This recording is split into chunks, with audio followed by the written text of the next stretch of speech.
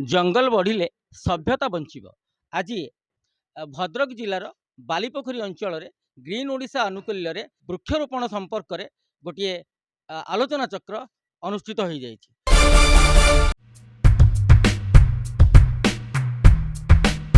वृक्ष आमर धन जीवन एही उक्ति को साकार करने को चाही ओडिशार सुनामधन्य सन्थ साहित्यिक प्राबंधिक लेखक ज्ञानी गुणी गांधीवादी सामाजिक कर्मी शांतिकर्मी व्यक्तिविशेष प्रोत्साहन में विश्व तापनरू धरित्री को सुरक्षा देवा सहित समग्र ओडिशा को सबुजिमा कर इच्छा पोषण कर भद्रक जिला बालीपोखरी ग्रामर अग्रणी स्वेच्छासेवी अनुष्ठान सबुज ओडिशार अर्धवार्षिक सम्मेलन बैठक अनुष्ठित हो जाइछि।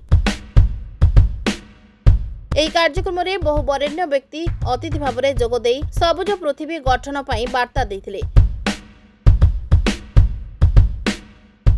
प्रथम कथा होची जे जो माने प्रकृति प्रेमी वृक्षरोपण करुछंती स्वागत योग्य, किंतु वृक्षरोपण जरिया रे प्रकृति उपरे जो आक्रमण होची राष्ट्र नीति जरिया रे विभिन्न विकास ना रे विनाशमूलक जो कार्य होची ता प्रति जदि सतर्क न हो ताकू जदि प्रतिरोध न करिवे ताले वृक्षरोपण किसी माने ना।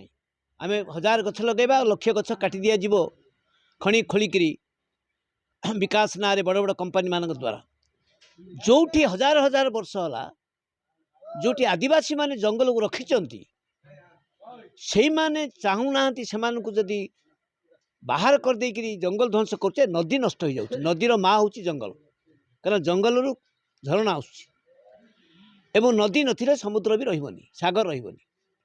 तेणु आमे समस्ते जो माने प्रकृति प्रेमी हेबा से माने धरतीर मार जो स्वास्थ्य संक्रांत चिंता करिबा जल जंगल जमी नदी सागर प्रति मध्य सतर्क हेबा। आज ग्रीन ओडिशा बा सबुज ओडिशा तरफरु ये जो कार्यक्रम अनुष्ठित होउछि तार मुख्य लक्ष्य रही ग्रामांचल लोक माननकु एकत्रित करी विशेष करी आज जेतेबेले समग्र विश्व रे महिला दिवस पालन होउछि बहु संख्या रे महिला माने ए कार्यक्रम रे योगदान करिसंती। ए समस्तंकर सम्मिलित प्रयास हवा दरकार।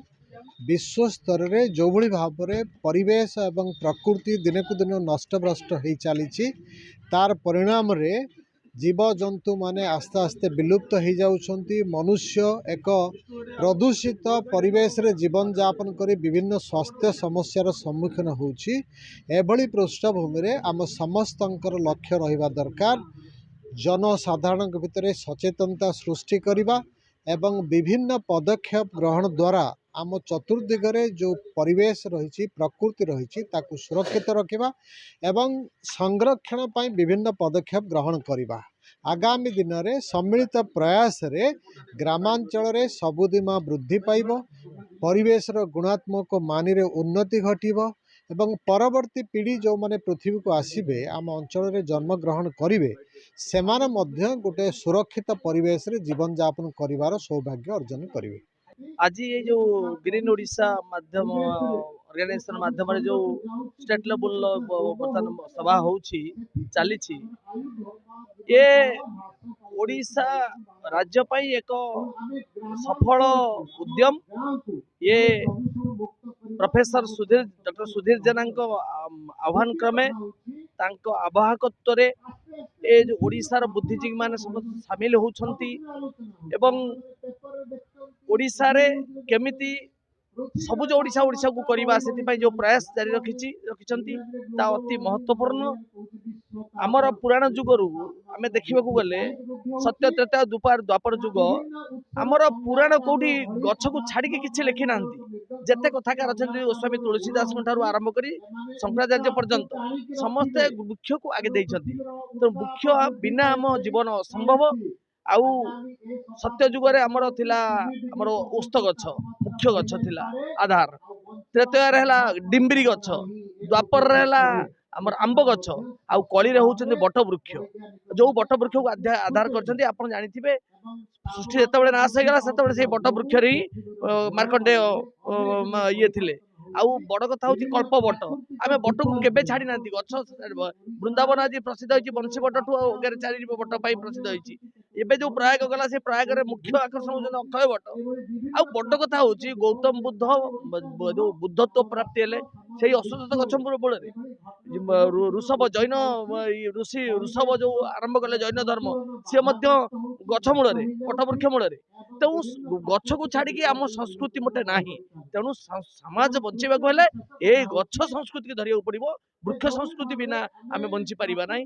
ଆଜି ବାଲିପୋଖରୀ ଅଞ୍ଚଳରେ ଯେଉଁ ସଭା କାର୍ଯ୍ୟ ଆରମ୍ଭ କରାଯାଇଥିଲା ଗ୍ରୀନ୍ ଓଡ଼ିଶାର, ତାର ଅର୍ଦ୍ଧ ବାର୍ଷିକ ରିପୋର୍ଟ ପ୍ରଦାନ କରାଗଲା ଏବଂ ଏହି ସଭାର ମୁଖ୍ୟ ଉଦ୍ଦେଶ୍ୟ ହେଲା ଯେ ସାରା ଓଡ଼ିଶାରେ କିପରି ଆମେ ପରିବେଶ ଉପରେ ସଚେତନତା ସୃଷ୍ଟି କରିବୁ ଏବଂ ଏହି ଗ୍ରୀନ୍ ଓଡ଼ିଶା ଦ୍ୱାରା କିପରି ସମସ୍ତ ଗ୍ରାମ, ସମସ୍ତ ପଞ୍ଚାୟତ, ଜିଲ୍ଲା ସ୍ତରରେ ସର୍ବଭାରତୀୟ ରାଜ୍ୟ ସ୍ତରରେ ଗ୍ରୀନ୍ ଓଡ଼ିଶା ତରଫରୁ ପରିବେଶ ସଚେତନତା ସୃଷ୍ଟି କରି ଯେଉଁ ପରିବେଶକୁ ହତ୍ୟା କରାଯାଉଛି, ବୃକ୍ଷଲତାକୁ କଟାଯାଉଛି, ତା ବିଷୟରେ ସମସ୍ତଙ୍କ ମତରେ ବା ସମସ୍ତ ମନରେ ସଚେତନତା ସୃଷ୍ଟି କରିବା ଏବଂ ତା ସହ ନିର୍ଦ୍ଦିଷ୍ଟ ଭାବେ ଗ୍ରାମ ସଭା ସ୍ତରରୁ ମହିଳାମାନଙ୍କ ମନରେ ଏହି ସଚେତନତା ବୃଦ୍ଧି କରି କିପରି ଗ୍ରାମ ପଞ୍ଚାୟତ ସ୍ତରରେ ଏକ ନାରୀ ଆନ୍ଦୋଳନ ସୃଷ୍ଟି କରି ସାରା ଓଡ଼ିଶାରେ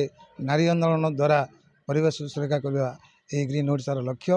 ଏବଂ ଆଗକୁ ମଧ୍ୟ ଆମେ ଏହି ଗ୍ରୀନ୍ ଓଡ଼ିଶା ତରଫରୁ ସଭାପତି ହିସାବରେ କହୁଛି ଯେ ଆମେ ଗୁଡ଼ାଏ କାର୍ଯ୍ୟ ହାତକୁ ନେଇଛୁ। ପ୍ରତି ଏହି ବାଲିପୋଖରୀ ଗାଁରୁ ଆରମ୍ଭ କରି ଭବିଷ୍ୟତରେ ଭଦ୍ରକ ଜିଲ୍ଲା ସ୍ତରକୁ ନେଇ ଏହି ଭଦ୍ରକ ଜିଲ୍ଲା ଏକ ସାରା ଓଡ଼ିଶାରେ ଏକ ସବୁଜ ବଳ ସୃଷ୍ଟି କରିବା ପାଇଁ ଏବଂ ସବୁଜ ଓଡ଼ିଶା ତିଆରି କରିବା ପାଇଁ ଭଦ୍ରକ ଜିଲ୍ଲା ଏକ ମୁଖ୍ୟ ଭୂମିକା ଗ୍ରହଣ କରିବ ବୋଲି ଆଶା ବାନ୍ଧିଛୁ। ଯେ ଗ୍ରାମ ସ୍ତରରୁ ଗ୍ରାମସଭା ସ୍ତରରୁ ଏହି ପରିବେଶ ସୁରକ୍ଷା ଆନ୍ଦୋଳନ ତିଆରି ହେବ ଏହି ବାଲିପୋଖରୀ ଗ୍ରାମସଭା ତରଫରୁ ବା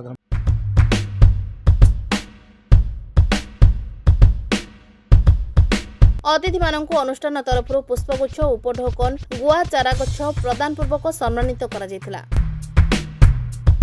ମା ବୃନ୍ଦାବତୀଙ୍କର ପୂଜନ ପରେ ସମ୍ପାଦକ ବିରଞ୍ଚି ନାରାୟଣ ଲେଙ୍କା ସମ୍ପାଦକୀୟ ବିବରଣୀ ପଠନ କରିଥିଲେ। ସଂଗଠନର ପ୍ରମୁଖ କାର୍ଯ୍ୟକର୍ତ୍ତା ଡକ୍ଟର ଏମ୍ ମିଶ୍ର, ଅଳକାନନ୍ଦା ପାଣିଗ୍ରାହୀ, ମୋନାଲିସା ପ୍ରଧାନ, ନିର୍ମଳ ରଥ, ରମେଶ ବାରିକ, ରମେଶ ସାହୁ ଆଦି ସହଯୋଗ କରିଥିଲେ। ଆଞ୍ଚଳିକ ସ୍ତରରେ ଏତାଦୃଶ କାର୍ଯ୍ୟକ୍ରମକୁ ସ୍ୱାଗତ କରିବା ସହିତ ମହିଳା ଦିବସ ପାଳନ ଅବସରରେ ବହୁ ମହିଳାମାନଙ୍କୁ ମଧ୍ୟ ସମ୍ମାନିତ କରାଯାଇଥିଲା।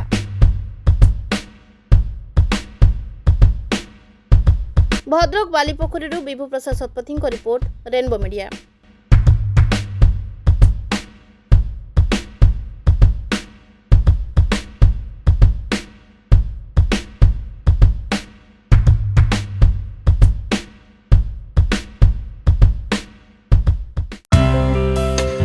Please watch current updates in Rainbow Digital. Stay logged in www.rainbowodisha.com. Subscribe our channel in YouTube and press the bell icon.